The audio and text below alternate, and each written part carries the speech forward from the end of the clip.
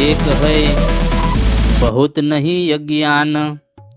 भगत भगवंत एक है न बहुत नहीं अज्ञान। शीश न नमावे संत कोन बहुत करे अभिमान। સદગુરુ કબીર સાહેબ કહે છે, પરમાત્માને ઓળખનાર ભક્ત અને પરમાત્મા એક જ છે એ વાતની સમજ તો અજ્ઞાનીને ક્યારે હોતી નથી. તેથી તે સાધુ સંતોને માન આપવાનું અને તેમને ક્યારેક માથું નમાવે એને હલકું સમજે છે તથા તે પોતાના મનમાં બહુ ગર્વ રાખે છે. સાહેબ કહે, અભિમાની માણસ અજ્ઞાનતાને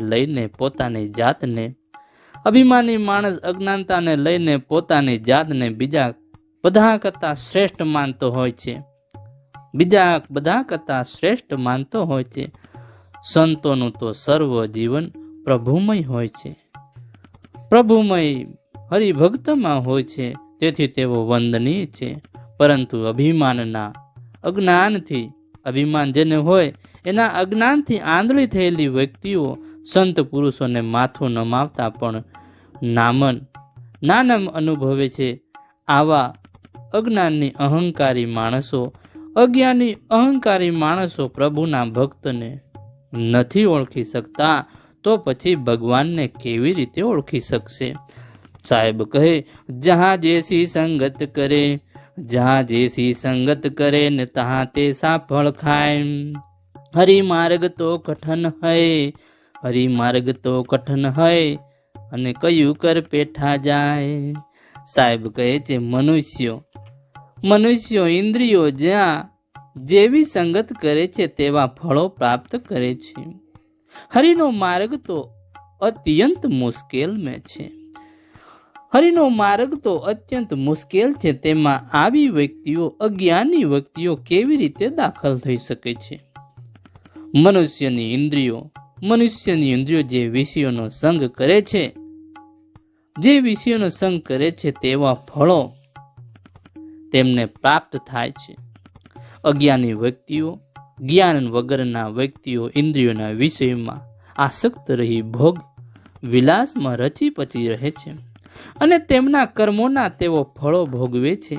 જ્ઞાની વ્યક્તિઓ પ્રભુ પ્રાપ્તિ અર્થે સદમાર્ગે ઇન્દ્રિયોને વાળે છે અને જીવનના સુફળો તેઓ પ્રાપ્ત કરે છે. આ પ્રભુ પ્રાપ્તિનો માર્ગ